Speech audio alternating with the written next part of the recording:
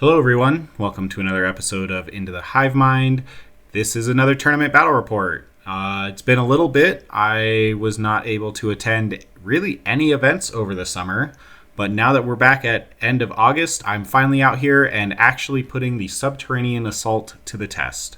I did a whole bunch of theorizing with it. I played several practice games with it, maybe like 15-ish practice games over the last few months since it came out.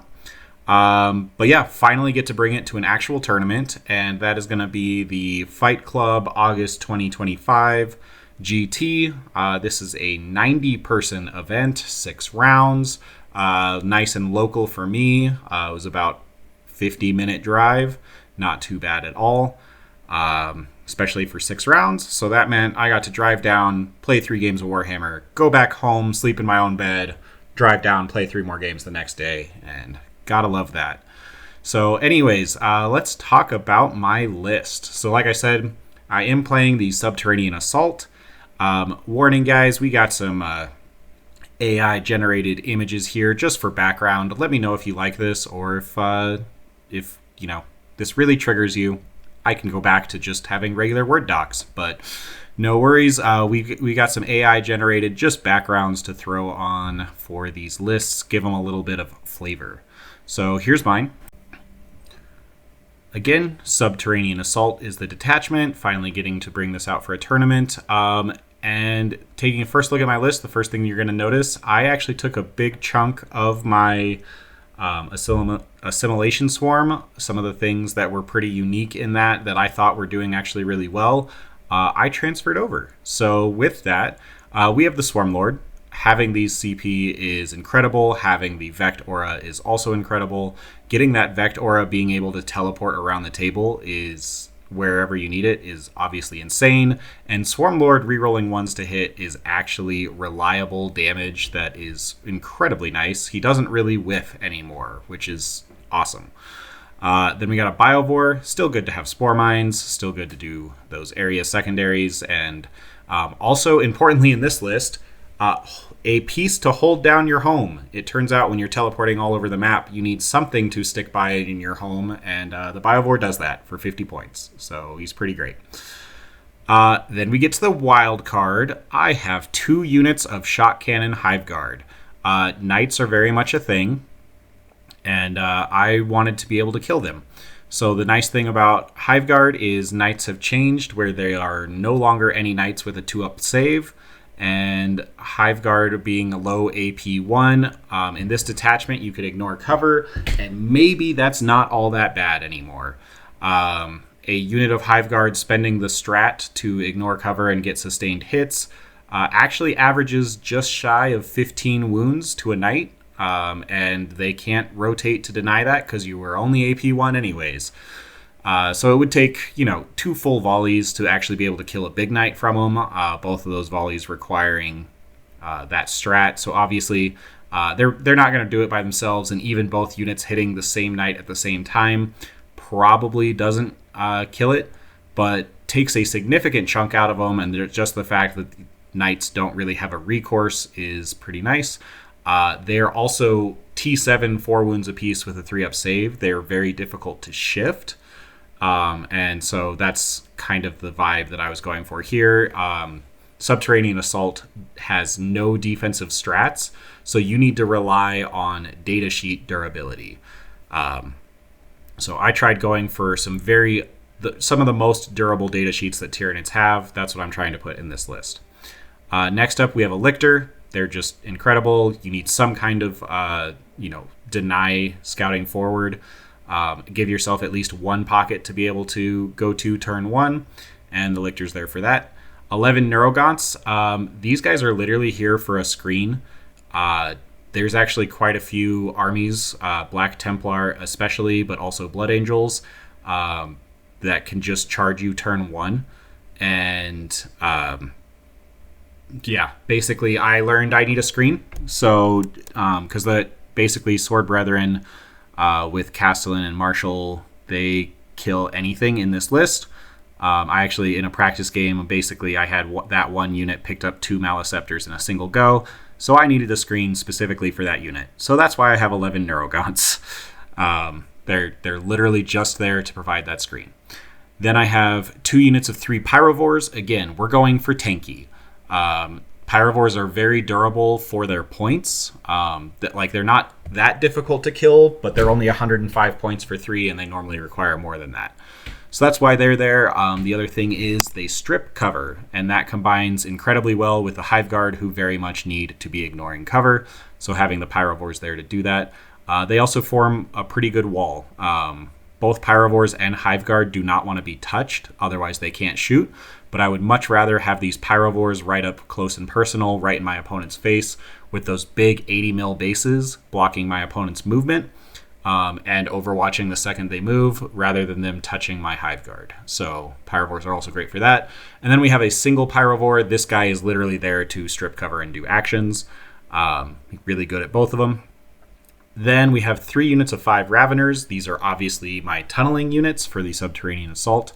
Tunneling units are literally a requirement to play this detachment, but also the Raveners are pretty good. They actually make great trade pieces, and making them all just the Raveners, they have the free up-down, and I don't even have to spend the CP to put something back in reserve, because again, I have found this detachment to be an incredibly CP-intensive detachment. So having it where I don't have to spend the CP to make my army function by returning, Molochs or Trigons into reserve, just the 3 units of Raveners is great. Then we have a Haruspex, just a really nice, cheap trade piece. He just, basically, you teleport him 6 inches away, he charges something, he kills it, then he dies. And often requires more than 125 points to kill back. And then you teleport, the real big hitters to kill whatever killed the Haruspex. Then finally, 3 Maleceptors. Again, you need to have durability built in your datasheet, and nothing in the Tyranid Codex is more durable than a Maleceptor, except maybe a Norn, but the Norn is literally 100 points more, so Maleceptors it is.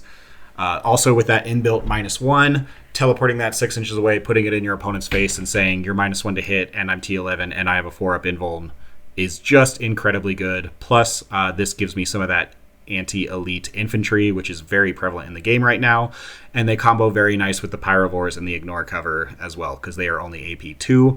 So being able to ignore cover with these guys makes them actually do significant damage to those elite infantry, and they're pretty great. So that's the list. Let's take a look at how we did. Again, obviously, I was really trying to make sure I was at least prepared for knights. Also, obviously, Death Guard is a big issue, but the Hive Guard will pick up any, Blight Hauler or Plague Burst Drone. So they have at least that tech, and Maleceptors are pretty good against Death Shroud and Plague Marines as well. So I'm actually feeling semi-okay into the Death Guard, and I'm hoping I have enough to at least play the game against Knights. Knights is a historically terrible matchup for Tyranids. So hoping with 12 Shock Cannon Hive Guard that I can at least participate in the matchup. And yeah, let's see how we did. Getting into round 1. All right, so round 1 was versus David Green. He was playing Aspect Host. So Aspect Host is obviously a very strong detachment, right alongside the Battle Host or whatever it is. They seem to be the 2 main still viable Eldar builds. Aspect Host literally just running a small MSU of everything. We have Magan Ra as the Warlord, Fuegan, Janezar, Lycus. So we got all the aspects and all of the Phoenix Lords. Then we have just a regular Autarch, 2 units of 5 Corsairs. These guys are just really good because they scout and are, decent trade pieces. A unit of 5 Dark Reapers, obviously joined by Magan Ra. 10 Fire Dragons. This is his big giant super unit joined by Fuegan. 2 units of Howling Banshees, one of which is joined by Janezar. 5 Rangers, again with Infiltrate and Scout. 5 Striking Scorpions. 10 Swooping Hawks, joined by the Autarch, I believe. And then 3 units of 5 Warp Spiders, one of which joined by Lycus. And then we have the Falcon. Inside the Falcon goes Magan Ra and the Dark Reapers. And we have a Wave Serpent, which of course holds Fuegan and the 10 Fire Dragons. Really mean list, just infinite little guys that all hit really, really hard, have that reliable flip dice to a 6 to still be Eldar. All of your battle host, typical Eldar reactive move focus tokens or whatever they're called. They're very good, very annoying to play against. Typical dirty Eldar trickery. So that's the list. Let's take a look at Mission 1 and our deployments. All right, so our mission is Taken Hold. We are doing the Hammer and Anvil that's slightly offset. I don't know why I'm blanking on the name right now. But you have your 20 inches forward on half of your board and 12 inches forward on the other half. So this is my deployment, and I'm going to spend a little bit of extra time here because this is a very similar deployment for basically just about every game.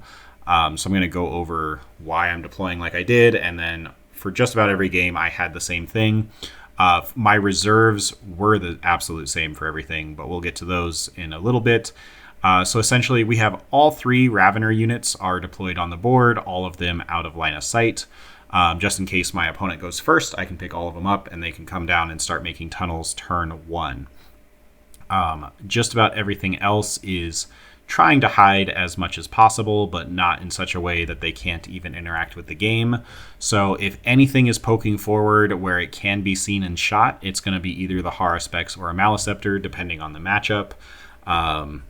Hive Guard are either going to be on my home objective, staring at the center, ready to overwatch, or they're deployed out of line of sight. That really just depends on if my opponent has that 24-inch range, or if they have, the capability to pick up that whole Hive Guard unit. I obviously don't want to lose it before they do anything, but just kind of that assessment on just how difficult my opponent can be and how much damage they can put out. If it's not a ton, I do like having that threat of Overwatch right off the bat. We have the Neurogaunts are there just trying to prevent them being charged, and everyone else is just kind of backup. I have 3 Pyrovores on the board, and most of the time they're in the back just waiting to be picked up just in case. Essentially, they're there for if my opponent hard shoves turn 1, I can either basically they can go forward with the Maliceptors and strip cover, usually probably through the teleport strat, but that's kind of the only reason they're there, is if I need to teleport Pyrovores somewhere to strip cover right off the bat turn 1. That's why they start on the table. But yeah, so that is everything that starts on the table. What starts off the table is the single Pyrovore, just to come in again to do actions and strip cover. The other unit of 3 Pyrovores, depending on the matchup, they're either stripping cover or they are actually dealing fairly significant damage. We have a Maliceptor. Just keeping one of these guys on pivot ready to come in wherever is fantastic. So plus he doesn't really fit on the board with the 2 other Maliceptors and the Haruspex. There's not really space where anywhere I put him, he's going to either be out in the open or he's going to be so far back in the corner that he can't actually get anything done. So putting 1 Maliceptor in reserve is great for that, just to make sure he's actually doing something as soon as he comes in. And we have our second unit of Hive Guard. So these guys obviously are just waiting for turn 2. They're going to come in, they're going to pop the ignore cover and the sustained and see what vehicles they can kill. Obviously in this Eldar matchup, we have only a Falcon and a Wave Serpent, so not too many vehicles. This is definitely not the matchup I was super teching for, but hopefully the Pyrovores are worth their weight in gold in this matchup. Obviously Eldar have the ability to ignore Overwatch, but I have 2 different Pyrovore units, and he hopefully is only able to ignore Overwatch with 1 unit, and he's either only going to be able to attack me 1 unit at a time, or he is gonna have to let somebody get Overwatched. So let's see how we go. Let's get into turn 1. So I did luck out, and David did draw or win the roll-off to go first. This is his deployment. Everything is very hidden. I'm not able to interact really with any of it. We've got some Rangers on that front objective behind a wall. Swooping Hawks are ready to go wherever Swooping Hawks need to go. Wave Serpent is loaded full of 10 Fire Dragons and Fuegan, and Wave Serpents can move ridiculously far and still unload and shoot. So, yeah, we have that option. We got Banshees on the home, but ready to basically fly forward and threaten either my expansion or the center at a moment's notice. And then Warp Spiders sprinkled all throughout, ready to just do Warp Spider things with that Flicker Jump. They can basically reach the table. And keeping the Falcon with Moggen Ra and the Dark Reapers basically just tucked away on his home objective, but they have the range to really hit anywhere. So especially with the Falcon, they can really just go out, shoot, hop right back in the transport, and do Eldar things. We also have a unit... I think that's actually the Rangers, and we have the Corsairs on the back. So I think the Rangers, do they sticky? That might be stickying his home. I'm not sure. But anyways, everything is very hidden. I can't touch a single thing, but he has the reach of Eldar, so he can definitely reach out and hit all 3 objectives right off the rip if he wants. And it turns out that is exactly what he wanted. David came out for blood right off the bat. So essentially, I did deploy my Haruspecs, and I told him that I'm trying to cut that angle down the hallway where basically the only way he would be able to see me is if he is right out in the open in front of my deployment ruin. And he said okay, and then he promptly shoved the Wave Serpent right into that ruin. The Fire Dragons got out, got a line on the Haruspecs, fired some shots, and then spent his CP to run right back into the Wave Serpent. So, thankfully for him, the Wave Serpent is still, again, hidden right behind that wall, so I cannot shoot it back with the Hive Guard. As much as I would love to have overwatched it, it went from where I couldn't see it to where I couldn't see it. And then the Fire Dragons got out with the Ignore Overwatch token, so I couldn't interact there, and they got ready to fire. The other thing that happened is one squad of just 5 Warp Spiders flicker jumped right onto the terrain on the center left there, right in front of my Lictor, as you can see, and attempted to kill the Lictor. Obviously, they are within 12 for his lone op. So that is Davis turn 1. Secondaries, he drew Extend and no Priz. I'm just going to tell you right now, the Lictor survived, I think with 2 wounds left. The Haruspecs did not. Imagine that. 10 Fire Dragons and Fuegan turns out very easily kill a monster that does not have an invuln. So yeah, the Haruspecs was promptly annihilated, and the Fire Dragons hopped right back in the Wave Serpent that is now tucked away in the that Ruin L, where I can't shoot it.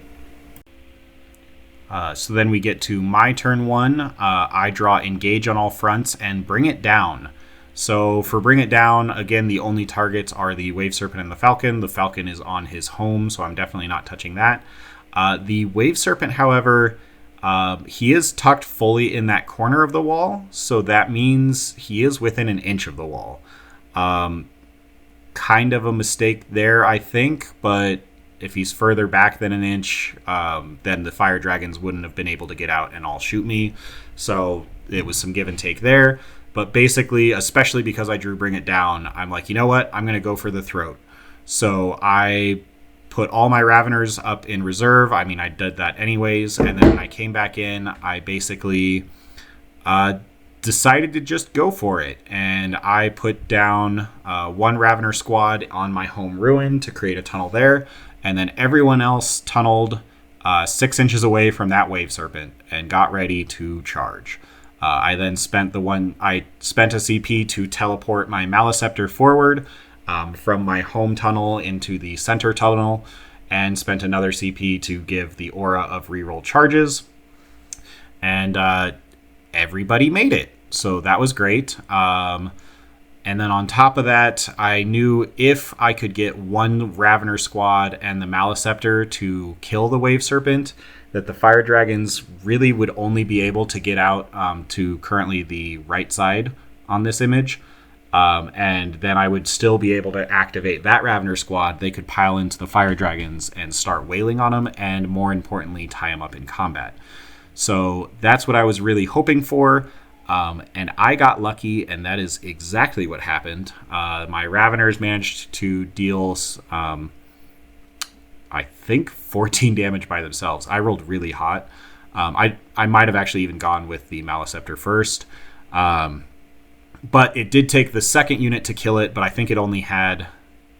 the Wave Serpent had 3 health left by the time the Maleceptor got to swing, or something like that.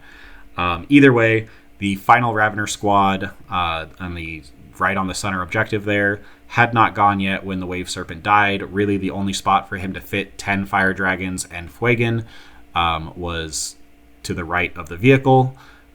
So he had to pile out there, and then I was able to pile into him and make some attacks. So this picture is showing the aftermath where the Wave Serpent is now dead, the Fire Dragons got out, and my Raveners piled in and punched. So I was only able to swing with 3 Raveners. Basically, one of them was able to base Fuegan, and then the other 2 were touching him. So with my 3 Raveners, I killed 5 Fire Dragons, which I will take. And then Fuegan did punch back and almost single-handedly pick up the entire squad by himself. I did not realize he was AP 4 and flat 3 damage in combat. That's insane, with his 6 attacks. I will say that David made a bit of an error here, and we did catch it pretty much immediately afterwards.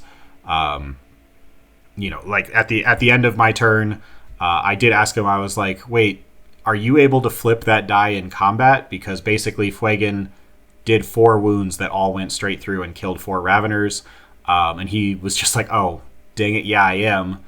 He definitely could have just flipped that die, that final die, and killed me there.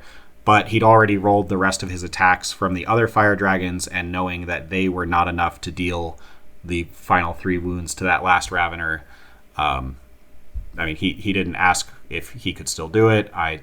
We just, basically, it was oh, whoops, yeah, I definitely should have done that. But anyways, he was tied up in combat, which turns off his Fire Dragons and makes it very difficult for him to kill my monsters.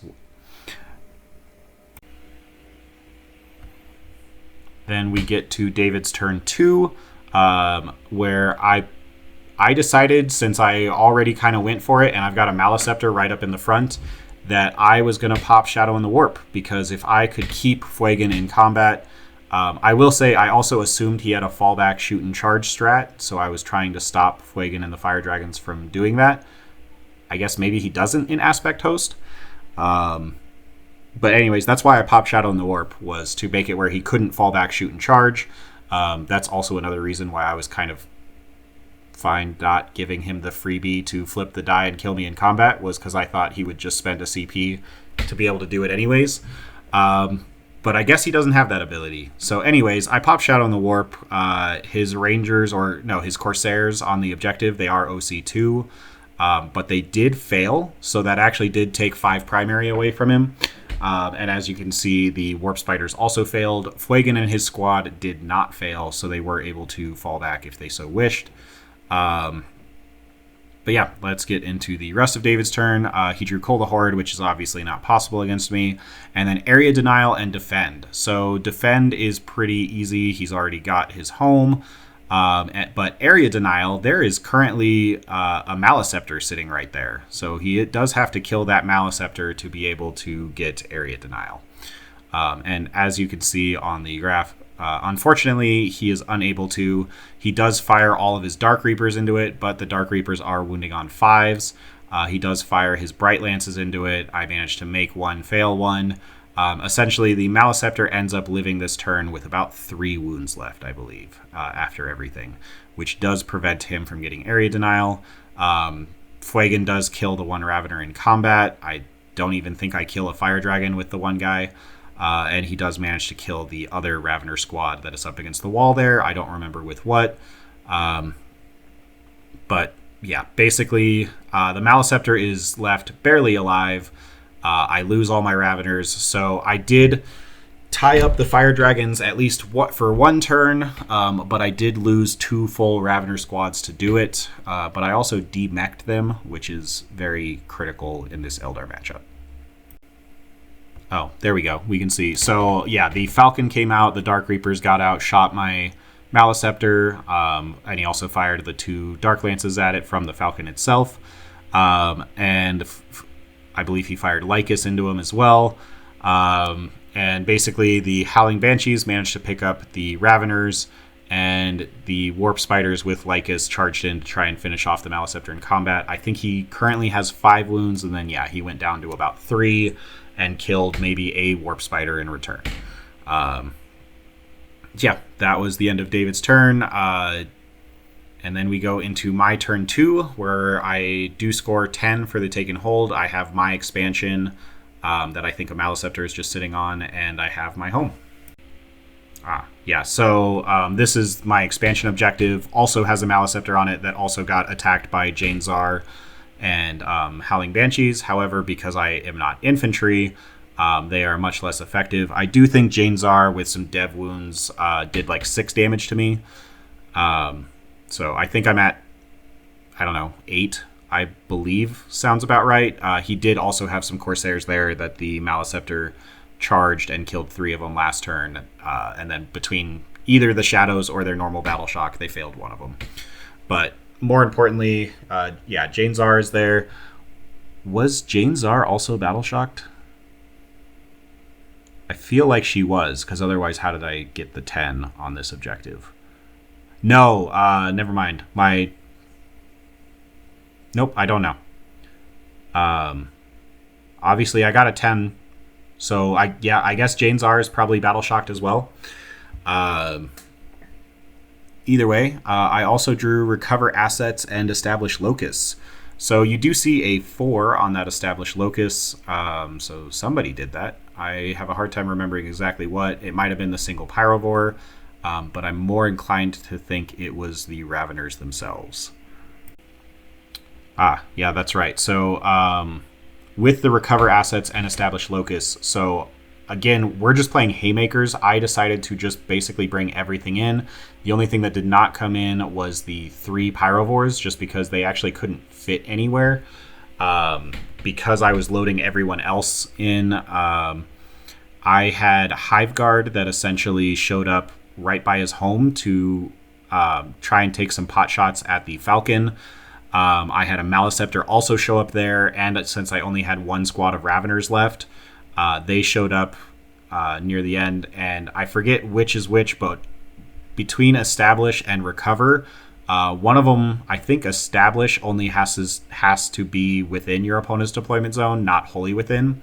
So the single Pyrovore showed up there, did Establish just by touching my opponent's home. Or the Raveners did that, and the Pyrovore was wholly within and did Recover. I did come out to try and finish off the Fire Dragons, and the Hive Guard showed up at his home to shoot the Falcon alongside a Maliceptor. The Falcon did not die. I was only able to shoot, I think, 3 Hive Guard into the Falcon, plus the... and then the Fire Dragons got shot by both Maliceptors just to really finish those off. Then I charged my Hive Guard onto his Rangers on the home. They were Battle Shocked, but that just makes it where I was able to keep them from running away, and really just put a bunch of bodies on his home, which did deny his defense stronghold, which actually the Shadow and the Warp denied that, because both the Falcon and the Rangers were Battle Shocked. Also looks like Swarmlord came out to play pretty early, charging into Lycus and the Warp Spiders, so looks like he didn't quite finish them off, but definitely did some damage there. Fuegan is still alive, but the the Fire Dragons themselves have all been killed. I don't remember if Fuegan died and stood back up. I don't think so. I'm pretty sure I killed off them and I left Fuegan on like 2. And then, as you can see, the Maliceptor charged into the Falcon. Did not kill it. I think it only had 3 wounds left after shooting from the Hive Guard. But the Maliceptor failed to get a wound through. So unfortunately, the Falcon lives, and there's still Dark Reapers and Mogg and Ra inside of there. And then this final picture is, like I said, I charged my Hive Guard into the Rangers on his home objective. I say final picture, the game is not over yet. Obviously, we kept playing, but we did suddenly realize that we were very low on time at this point. I think we only had 25 minutes left, and obviously we're just finishing up bottom of 2. So we played through turn 3, but I did not get that many pictures, and unfortunately we were really running out of time. So we did kind of speed talk through turn 4 and 5. Again, this was only 2.5 hour rounds, which I am just not used to playing anymore. And similar to at the Storm of Silence, my round 1 was also against Eldar, and we ran out of time. And I really think that just games against Eldar with that many interactions, they just take a whole lot longer. Because every single thing that I do, there's a potential Eldar interaction that they've got to think about, that they've got to decide if they're doing, and I also have to plan around all the possible things they can do. Both of us were playing very, my list has 16 units. He's pretty similar. I don't think either one of us were playing that slow. But yeah, we basically were running out of time, but David did say that I was in a very demanding position. That basically there was not much chance of him winning this one, and we talked through turns 4 and 5. As you can see, I did pull ahead quite a bit. I did kind of deliver a knockout punch super early, especially with removing the fire dragons before they actually got to kill any of the monsters. So that makes it very difficult. I do think turn 3 he finally killed the center Maliceptor, and that's the only Maliceptor that died. So that was that game. It did finish with me getting a win, but we did run out of time, and I honestly really hate games that run out of time. I definitely prefer playing it to the end. Would love to play David again and really see the full conclusion of that game, because that was just really unfortunate. But I mean, both of us kind of agreed that, I was quite in a demanding position by the time we finished turn 3. And we did draw secondaries and talk out turn 4 and 5, but really unfortunate that that's what we had to do. But don't worry, none of the rest of my games throughout the entire rest of the event went to time, so I don't know if that's just because I wasn't fighting as much interactions or just, we shook the rust off. But either way, this is the only one that went to time. The rest of the games, we did play the full 5 turns. So, with me now being 1-0, went to lunch, and then round 2 came up, and I am paired against Austin Hoff, playing the Demonic Incursion.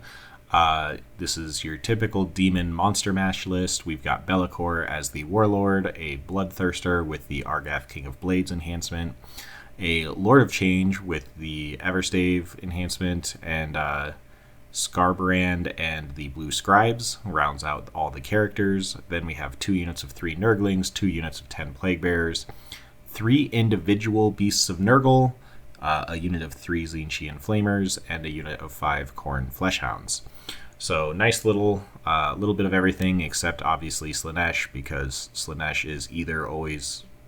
Slaanesh had that brief 6-month span of being really overpowered, and otherwise has sucked forever. Sorry, Slaanesh. But yes, little bit of every type of demon god except Slaanesh, and your typical indexed attachment. So this is a whole lot of teleporting 6-inch deep strike, which is also exactly what I do. So this ended up being a really fun KG match where both of us are trying to screen out 6-inch deep strikes, and let's get into the game. Alright, so round 2 is Linchpin. We're playing the deployment where we're both in the table quarters with the circle in the middle. And looks like Austin went first, which I was very happy to see, having bottom of turn on Linchpin, as well as in the super reserve teleporting matchup. I was very okay with that. We both deployed pretty hidden. As you can see, the only thing I really exposed was my Neurogaunts and my Hive Guard. Really, the only thing that Austin has in terms of damage is the Lord of Change. In terms of turn 1 threat damage is the Lord of Change. He did draw Extend Battle Lines and Sabotage, which with some scouting Beasts of Nurgle was very easy for him to do. So managed to do a Sabotage, I believe, in the L, just off of his expansion objective with the Beast of Nurgle, like I said, and Extend is obviously very easy to get, especially turn 1. I don't think he really threatened with anything major right off the bat.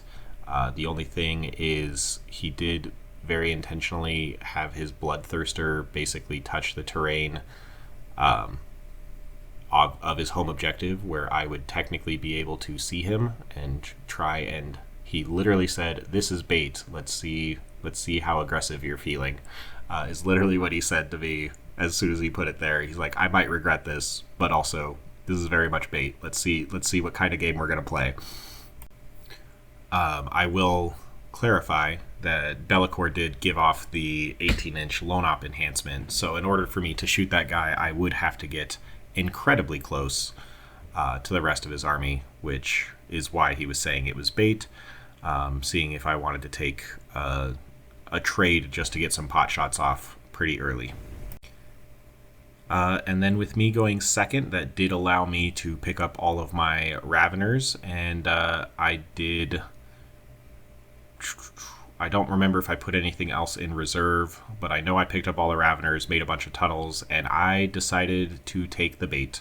Normally I would not, but I also drew Assassinate turn 1. So as you can see, it looks like I drew Cull the Horde, which was not possible, Assassinate, and Extend. Extend is also very easy for me to get. But having drawn Assassinate, I was like, okay, well, it's telling me to go kill a character right now, so I'm going to take the bait. And I teleported my Hive Guard forward into the center, and basically just tried taking the shot, giving the ignore cover, especially because I'm not going to lie, I thought Scarbrand and Bloodthirsters had a 2-up armor save. As soon as he told me, no, they have a 3-up, I was like, oh, well, then I am going to go for it. And so I did. And the Hive Guard kind of popped off with their 12 shots, with the hitting on 3s, rerolling 1s with sustained. They did get 15 hits. So I managed to make it where I think I rolled 3 1s and 3 6s, and then all the 1s re-rolled into hits.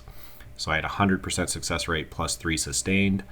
And then I rolled 5 wounds on 5 pluses, of which, even with 4s and Austin spent the CP to re-roll invuln saves of 1, Austin managed to fail 4 of the 5 wounds and promptly took 12 damage on his Bloodthirster. So that was a very nice start for me and the Hive Guard.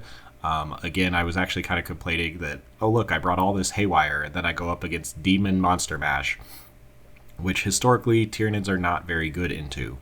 But yeah, I had a nice start with dealing 12 damage to the Bloodthirster.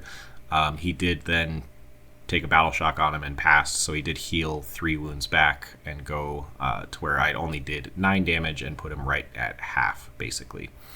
But other than that, I obviously did not get Assassinate, and I basically just screened out. As you can see, I was really screening out the 6-inch Deep Strike.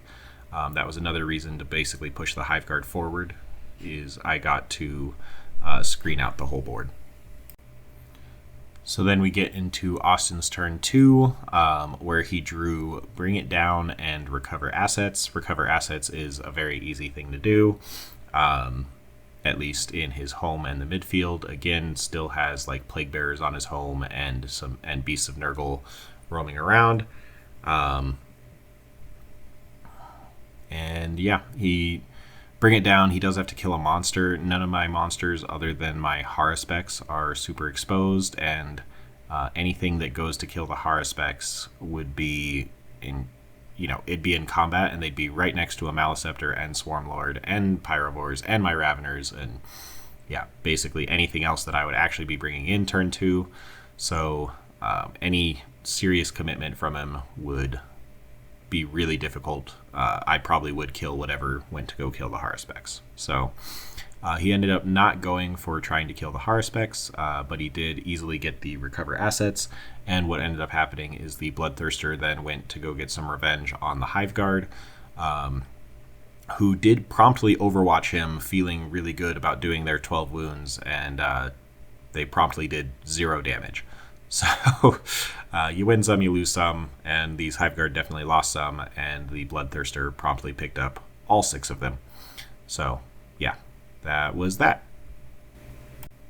And there you go. So that's what the board looks like at the end of Austin's turn. So you can see 2 Beasts of Nurgle in the top right, threatening my expansion objective, the Bloodthirster on the center objective having just killed off all of my Hiveguard. I picked up the Raveners that were nearby, put them back in reserve, and oh, that's right, Bellicor came out, and he's hiding in that L right there. Bellicor by himself with his shooting actually picked up all 11 Neurogaunts from my screen, and the Lord of Change did come out and shoot the Haruspex, but did not kill him. But I think did exactly 7 to him, is what I'm remembering. I think he was right at half. So did some damage to him, but yeah, didn't kill him. And but that was the best he could do without, again, committing a full monster to right to my front lines. But we do have the Bloodthirster, importantly, is on the center objective, and again has basically 9 health remaining. And now it's about to be my go turn, where all of my reserves come in. Yep, so we go into my turn 2. All right, and then this is what the board looks like after all my reserves come in. So I did come around and stare down that Bloodthirster. I was really just focusing on if I can kill 1 Greater Demon a turn, then that would be fantastic. I did try and go for a cheeky play where I was hoping to charge 5 Raveners into his Nurglings and then pile on to his expansion objective and steal it from him. But he did rapid ingress Skarbrand right there to stop me. Skarbrand is now also touching the objective. He only had 1 Plague Bearer on it. So I was hoping to get a little lucky and basically just steal 5 points from him while only sacrificing 1 unit and killing a squad of Nurglings in return. But yeah, Skarbrand rapid ingressed and put a stop to that. But I do have some Pyrovores to shoot him and at least try and chip some wounds away. But as you can see, I was really going for the center and just wanted to finish off that Bloodthirster. So I do have a Pyrovore. The single Pyrovore showed up there to shoot him and strip cover, and then 2 Maleceptors and a Haruspex, as well as the Hiveguard, all lined up to bring him down. And then the other thing that came in was the Raveners came in for a 6-inch charge on one of his Beast of Nurgles on my expansion, and the Maleceptor went to try and take out the other one. Hoping that, shooting might kill one, but if not, then had some charges as backup, because Beasts of Nurgle are really hard to kill, and you got to kill them all in one phase. So that's what you see there. I think my Lictor is also joining in on that action. So we have Lictor, 5 Raveners, and a Maleceptor, all to take on 2 Beasts of Nurgle. And yeah, let's see how my turn went. All right, so I did manage to kill the 1 Beast of Nurgle. So it looks like my Raveners disappeared. I did kill that Beast of Nurgle with the Maleceptor shooting, and then the Maleceptor was able to charge into the other Beast of Nurgle and still be toe-tapping the objective. And then those Raveners, actually, I think they made like a 10-inch charge into his Flamers of Tzeentch and managed to kill all of those. And then, as you can see, I did manage to kill the Bloodthirster in shooting. I believe it did take everything. The first squad of Hiveguard brought him down to like 6, and then the Maleceptor brought him down to 3, and then the second Maleceptor got lucky and finished him off. And then I think the Pyrovores did 2 wounds to Skarbrand, which I'll take. The Maleceptor did not kill the Beast of Nurgle in combat, but the Raveners very much killed off all of the Flamers. So that's where we're at. I do have 3 Greater Demons all in prime position to punch me in the face now, though. So we will see how next turn goes. But I did manage to get my Assassinate that I did decide to hold on to. And then I also had an Established Locus, which maybe I actually just did that with the single Pyrovore. I thought he was stripping cover, but maybe I didn't need that because the Bloodthirster was just on the center objective. So looks like I did an Established Locus with a single Pyrovore. Then this is one of my favorite shots of the whole event, but we started with Austin's turn 3, where he does get his Linchpin 8. He drew Engage on All Fronts and Secure No Man's Land, and Be'lakor decided to come party in the Hallway of Death, is what I called it. So obviously you can see on this picture, we got Swarmlord staring down Be'lakor, and Swarmlord has a lot of friends, and Be'lakor does not. So basically Be'lakor is going in here, and he actually had a really uncomfortable situation where after shooting from the Lord of Change and Be'lakor and everything else, the Harspex was left alive on 2. And but the Harspex and the Maliceptor, as you can see, are basically touching base to base there. And if Be'lakor was going to charge 1, he had to charge both. But obviously you can't leave the Harspex alive. The Maliceptor makes you -1 to hit. However, he allocates his attacks. He's probably not killing both the Maliceptor and the Harspex. So he was just put in a really awkward spot, again, with that Harspex ending up living with 2 wounds left. Didn't really have a choice, but basically what he decided to do was charge in, kill the Harspex, just allocate all the attacks there, and make sure he doesn't whiff. And, I mean, sure enough, the Maliceptor did nothing to Be'lakor in return, and is now stuck in combat and cannot shoot him because his weapon is a blast weapon. Looks like this picture is from my turn 3, but the other thing that happened was on Austin's turn 3, the Lord of Change killed off my 5 Raveners that had killed the Flamers, and Skarbrand killed those 3 Pyrovores that was next to him. And the Maliceptor still did not kill the Beast of Nurgle in combat. So then we go into my turn 3. And he did have Plague Bearers do a 6-inch deep strike and charge and kill the Lictor off of my home, or off of my expansion. So he did steal my expansion objective from me, giving me only a 3 on my primary for Linchpin. I only held the center. I only held my home. Be'lakor had the center, and the Plague Bearers had my expansion. So I only held my home for primary, but I did draw Display of Might and marked for death, and I marked for death Skarbrand, and decided to throw pretty much everything I could into Skarbrand, that being all of the Hive Guard, as well as the... I don't know if both Maliceptors were in range, but I know at least one Maliceptor was in range, as well as 3 Pyrovores, and I charged in 5 Raveners and Swarmlord, and I tried to throw in more Raveners, but they failed. But yeah, other than that, tried to take out the Plague Bearers that were on my expansion and only killed a couple of them. They are still very much out OCing me there, unfortunately, and I still cannot kill that Beast of Nurgle in combat. And I did manage to take Skarbrand down with the combined weight of everyone shooting him, with Raveners and Swarmlord punching him. Swarmlord's Vect Aura preventing him from interrupting. Otherwise, he could have interrupted and killed off all of the Raveners before they punched him. Thankfully, the Vect Aura prevented that. And then the double Maliceptor, basically the other one shot Skarbrand and then charged in to help his friend. As you can see, one of them is very wounded, but is not dead. So Be'lakor is currently in combat with 2 Maliceptors and is not having a great time with that. Skarbrand is now down. And yeah, like I said, still can't kill that Beast of Nurgle on the top left, so my Maliceptor is just still stuck in combat and shooting those Plague Bearers at -1, which kind of sucks. Then we get into Austin's turn 4, where I believe I actually did declare Shadows, because I don't think any of because Skarbrand had died, Be'lakor actually had not taken any damage yet, so I wasn't worried about healing him.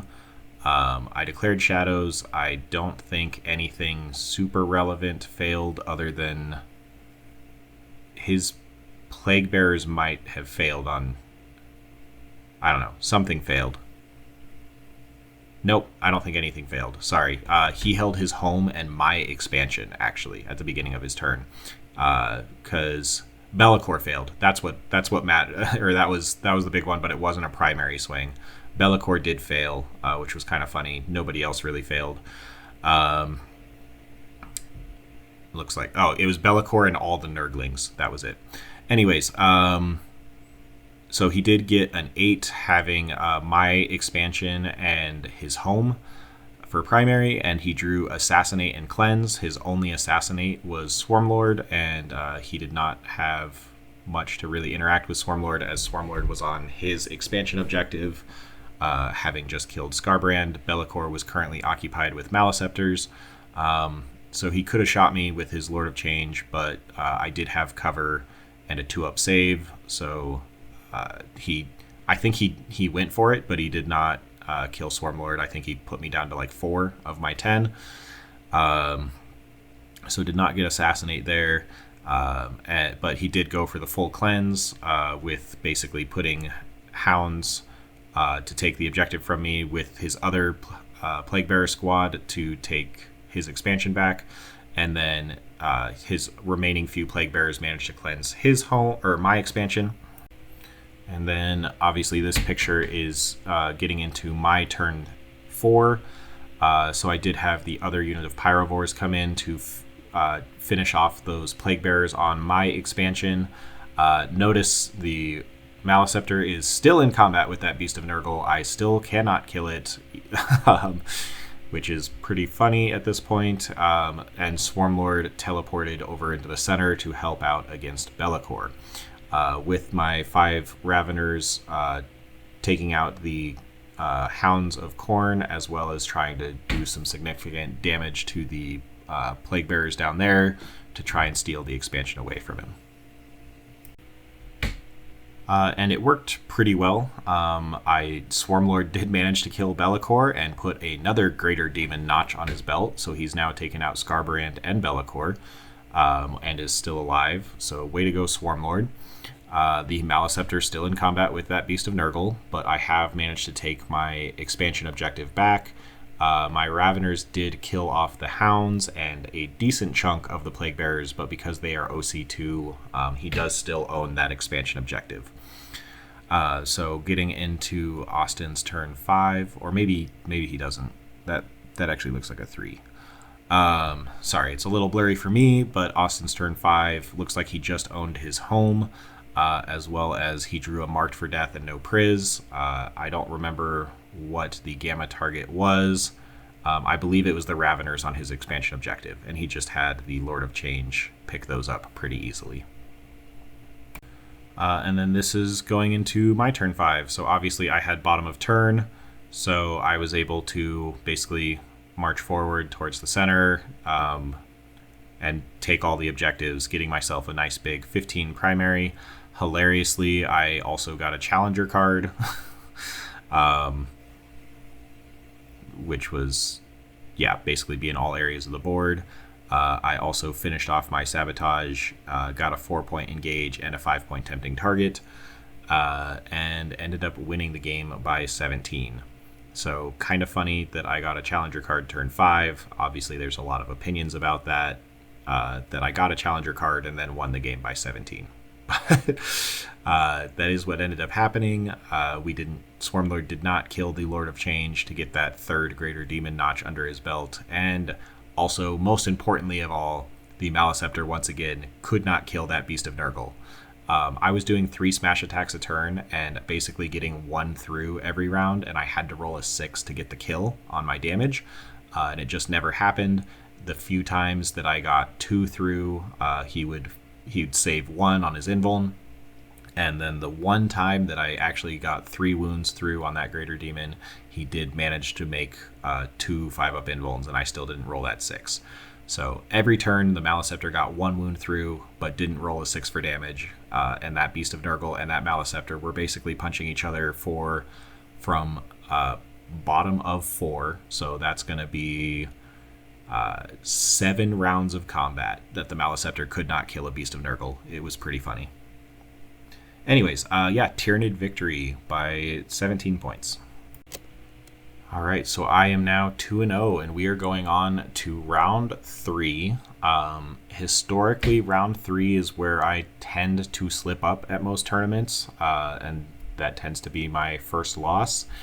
And I was a little concerned about it. I end up playing against Adam Tricola, who is a teammate and is a very strong player. He's won a fair number of GTs since his return to the game. He used to play quite a bit back in 7th edition, then took a pretty long hiatus and has now returned in 10th edition and very promptly made it into the shadow round of LVO. So obviously a really good player. And he is playing Blood Angels, who are certainly kind of a sleeper army right now. I think they are just below Death Guard in terms of power. And basically, you have Knights and Death Guard and Chaos Knights as the top 3, and I do think Blood Angels and like Gene Stealer Cult are probably right below that.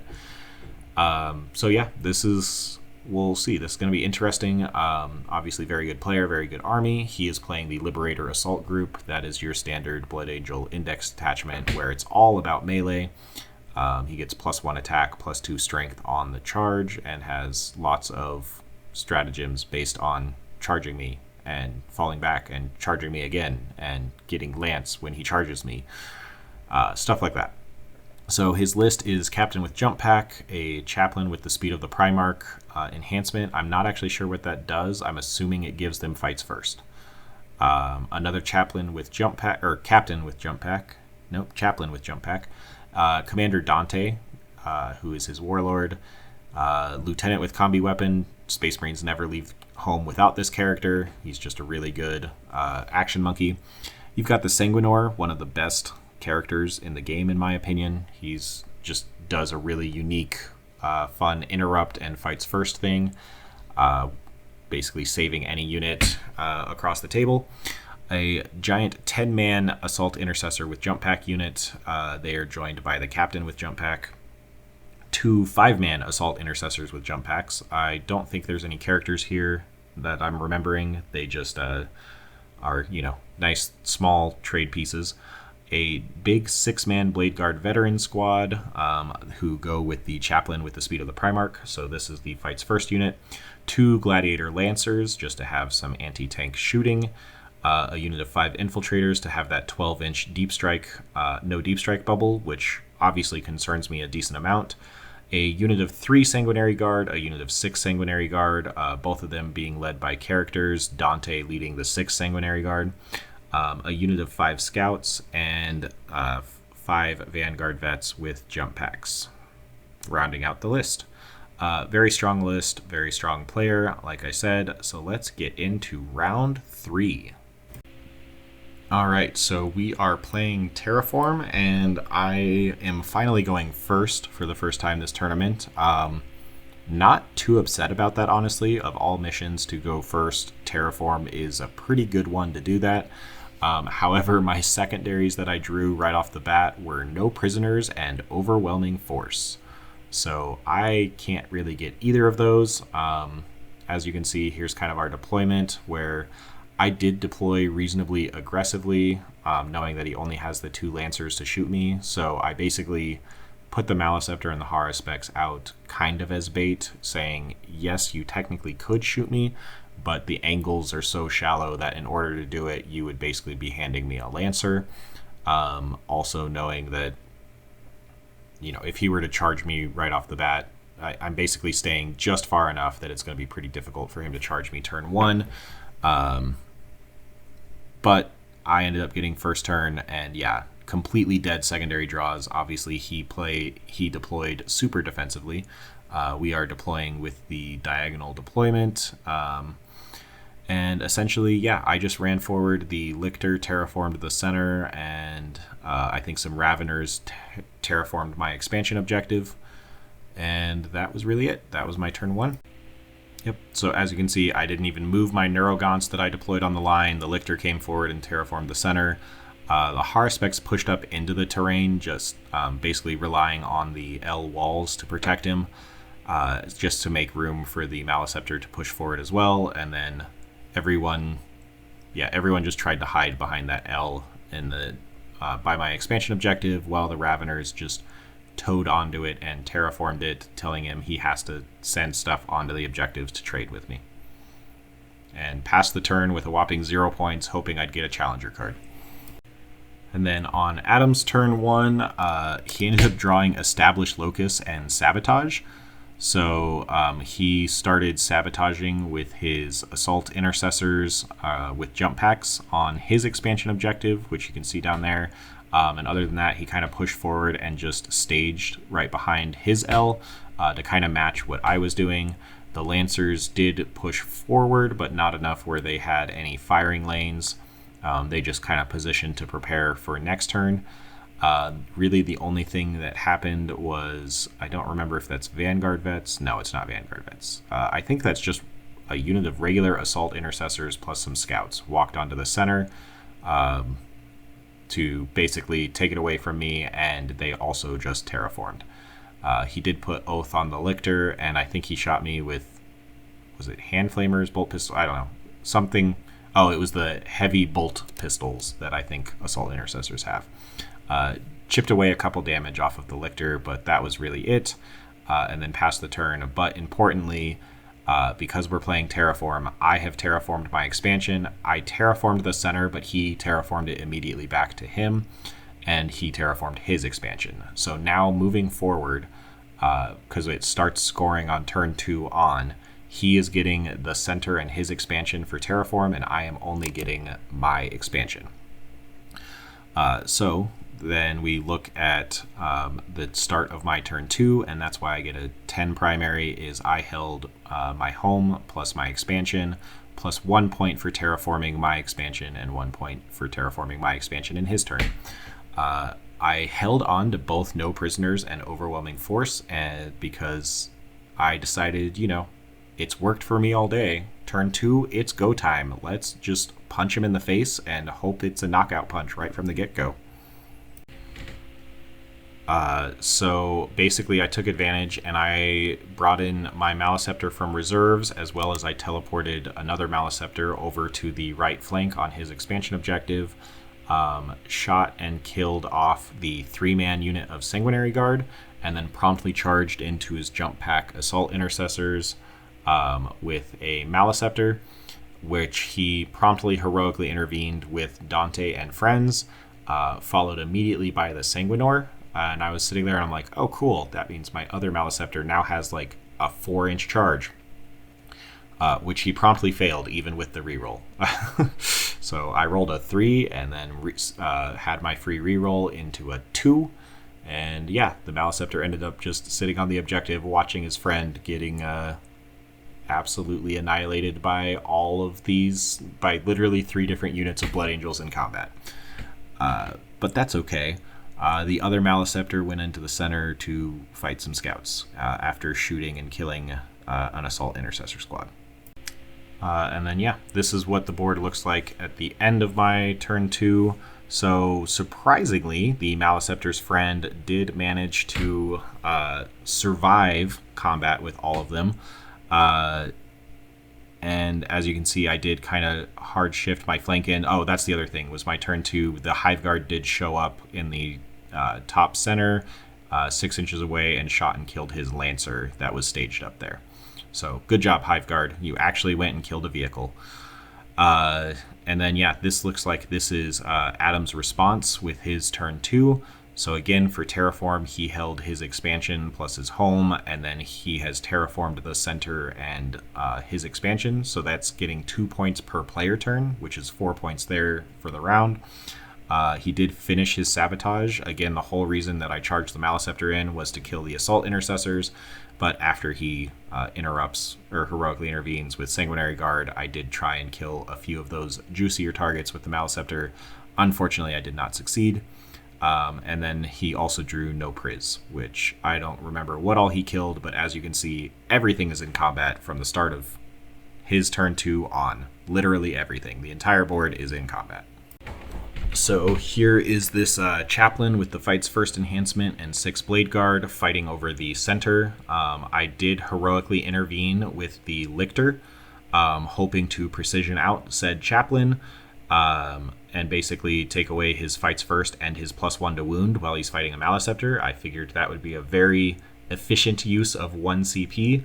Unfortunately, the Lictor did his job. He handed him 5 invulnerable saves, and Adam just managed to pass 4 of them. I only needed 2 to go through because the Chaplain has 4 wounds, but unfortunately only 1 went through. So the Chaplain lived on 2, and the Lictor failed at assassinating. Although it wasn't his fault, the Iron Halo was just too powerful. The Maliceptor then failed to kill any of the Sword Brethren in return. In other important notes, though, Adam did drive up the Lancer to shoot at my Maliceptor to free up Dante and friends and the Sanguinor. So again, I think I had 4 wounds left, and all the Lancer had to do was deal those 4 wounds, and then Dante and friends and the Sanguinor could all charge a second Maliceptor and basically carve through that guy. Unfortunately, the Lancer just completely missed. I mean, he did drive up to where he was within 6 inches of me, so he was -1 to hit, hitting on 4s. He does have his built-in Lancer rerolls, but literally just promptly missed. So that that meant that, and obviously all of the pistols were shooting me as well, but they're just like plasma pistols and I think a Inferno pistol. But it was hitting me on a 4, wounding me on a 5, so none of those got through either. The Maliceptor did live, which protected his friend, although Dante's ability at the beginning of the fight phase did actually battle shock the Maliceptor's friend, the Maliceptor who was spectating, which was pretty funny.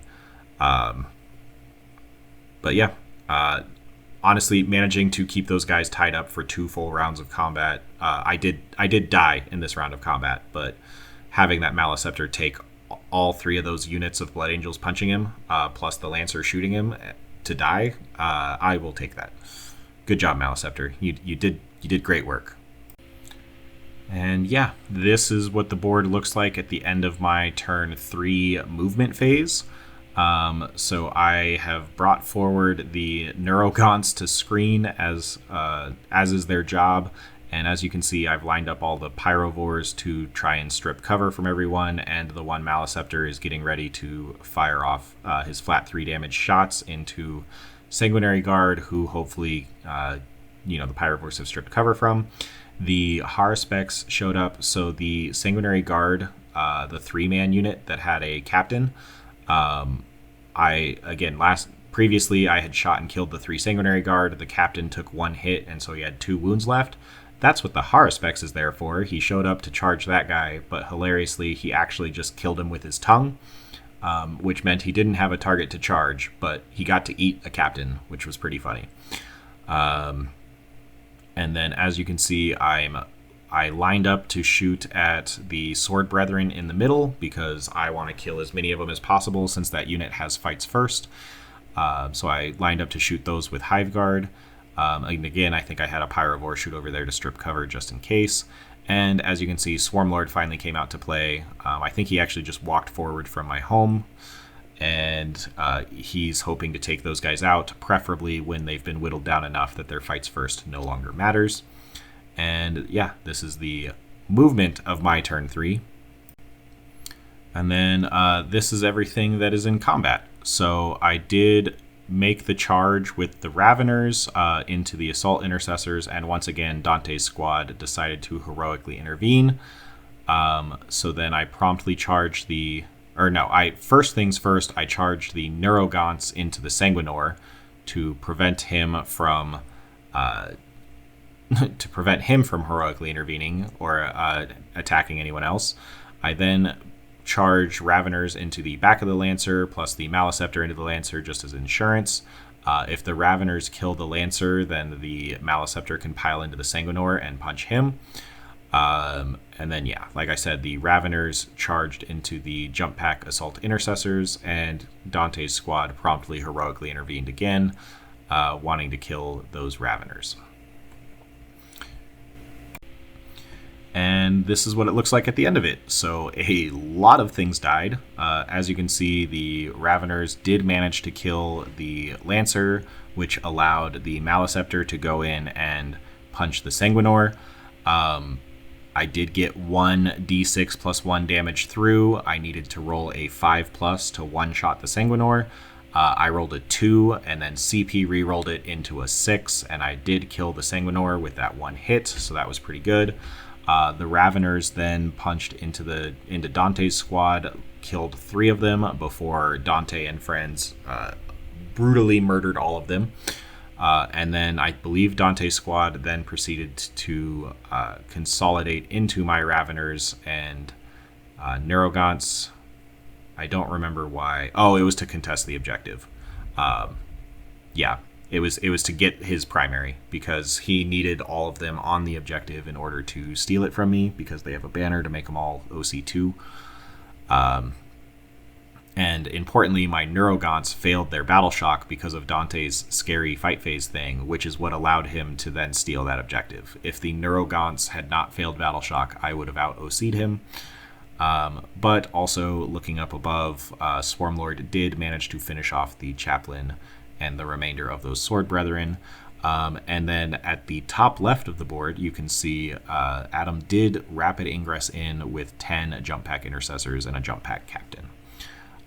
And so, yeah, it looks like for scoring, I had a cleanse, which I probably did with a random Pyrovore or maybe even the Lictor, and bring it down, which I did kill that other Lancer. On Adam's turn, he does, like I said, he piled onto his expansion objective, so he does own his home plus that expansion, plus again the 2 terraforms is really racking up some points for him. So that's why both turns he's had a 12 and I've had a 10, is because he owns 2 terraforms, whereas I only own 1. Doesn't see like we see much of Adam's turn 3,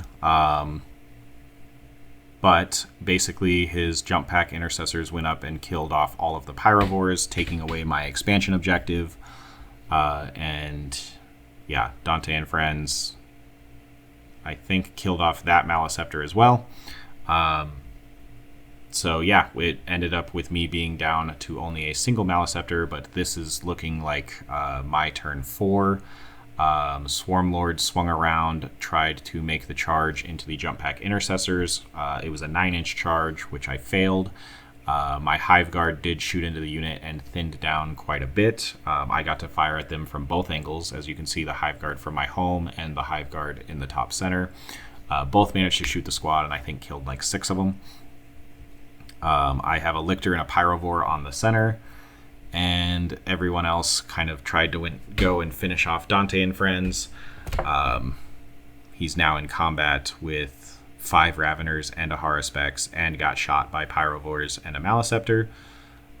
So that is my turn 4 for secondaries. I did have Assassinate and Tempting Target, so he did tempt me with the top left where the JPI are. And then obviously there's a character in that squad, and there's Dante and friends.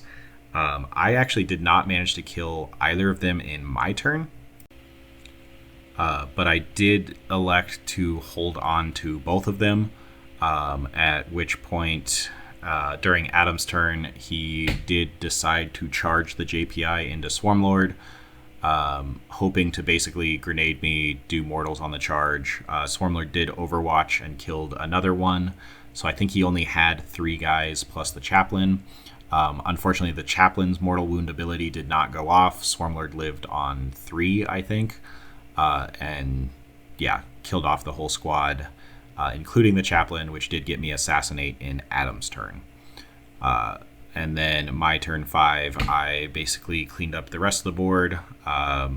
He was left with just the 5 infiltrators on his home, which I guess is another point. The infiltrators do have 12-inch no deep strike, which could have been very effective against me. They were completely screening out his home, so I never got to touch that. But I am curious if they might have been better on one of the flanks. I will say Adam has never played against Subterranean Assault before. I do think he will play it very differently when he gets the chance in the future. It was still a very well-played game by him, but his response at the end, he's like, there was no gotchas in the game, but like he's like, you told me everything you could do. but you really have to see it to understand it. And he definitely kind of felt like this game was a learning experience of just all the sheer movement that this detachment really gives you. So anyways, Tyranids did manage to win this game by, I think, 20 some odd points. It was 87-67, I think, was the final score, or something like that. But yeah, Tyranid victory. So I finished day 1 3-0. And I'm going to call the video here. This is already plenty long. So I appreciate you guys for watching, but please watch part 2. The games get way crazier. Day 1 was a lot of fun. But day 2 is absolutely insane. Please, please, please watch it as soon as you're able. I will be putting the link in the description of this video. Thanks again. I'll see you all next time. Bye.